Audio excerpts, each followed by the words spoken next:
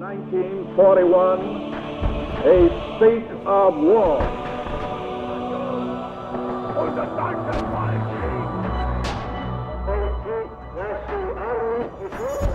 What General Vagon has called the Battle of France is over. The Battle of Britain is about to begin.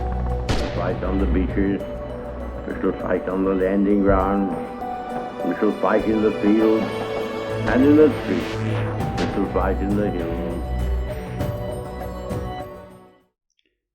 Hey guys and gals, this is Alden from the Mosin Crate. First things first, I can't discuss anything sales related here on YouTube. That includes answering questions like how much are they, where can I buy them, how can I buy them, because YouTube will delete the video.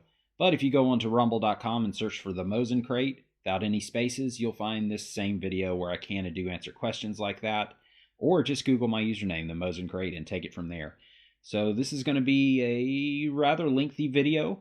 I've got a bunch of AK47 and AKM Bayonets to go through here. I don't know about you, I love Bakelite. I don't know what it is about it. I don't know if it's just the color or the fact that no two pieces are identical, or just the fact that you really don't see it that much anymore and it's kind of a quasi-collectible thing at this point. I don't know what it is, but I am a Bakelite, however you want to say it, addict. I just love this stuff. It looks great, be it AK magazines or AKM bayonets like these. So these are all actual Russian AKM Type 2 bayonets. These would go on your 7.62 by 39 AKMs. And I'd say these are all in good to very good condition. Now I know what you're going to ask, honestly probably closer to excellent, but I'm just going to say good to very good. That way even the most persnickety people out there are happy. I can't tell you where these came from, what country they came out of. All I can tell you is getting Russian or even AK related surplus lately is not as easy as it used to be. We've got one mounted there on the Polish underfolder. And we've also got some AK47 bayonets. We'll get to those here in a little bit. Got some Russians, some Bulgarians, has some Polish bayonets. We got a lot to go over in this video. See the Tula star there. Like I said, no two pieces of Bakelite are going to be the same. They all have different colorations, things like that in them. Now this next group here, these are all Izhmash or Izhevsk. Now it's known as Kalashnikov, the factory. I did notice something with these is that a few of them did not have the little leather attachments, but the nice thing about the few that didn't have the leather attachments, they had the old school Izhevsk symbol on the grip of the blade as well. And then I'm pretty sure these are Polish. They may be Russian, but I think these are Polish. These are AKM Type 1 bayonets. Difference between these and the last group, so you can see these don't have a metal pommel on them.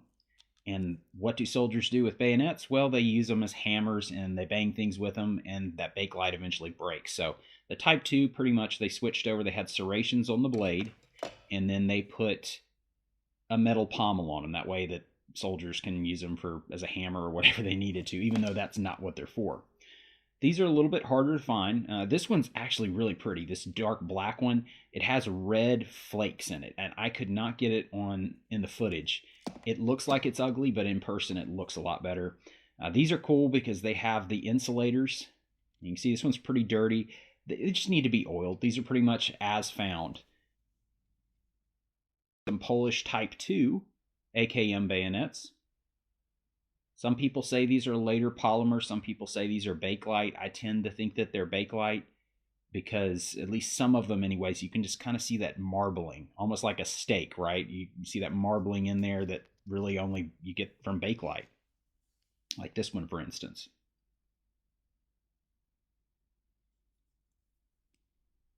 And they have the insulators. And the reason for the insulator on the grip is so when you're cutting wire, if it's electrified, supposedly it'll protect you from that.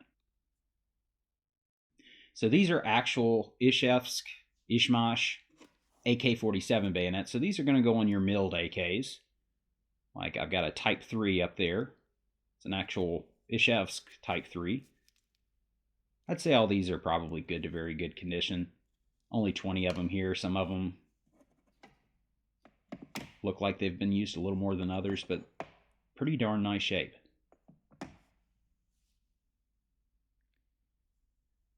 We've also got some Bulgarians as well, and I'm going to show you there's really no difference between the Russian and Bulgarian.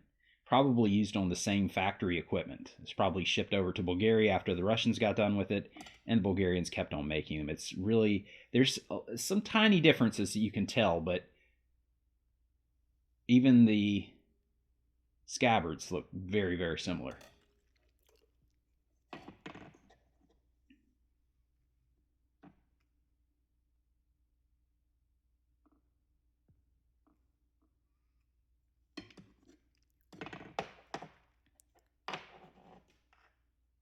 And just show you some of the Bulgarians.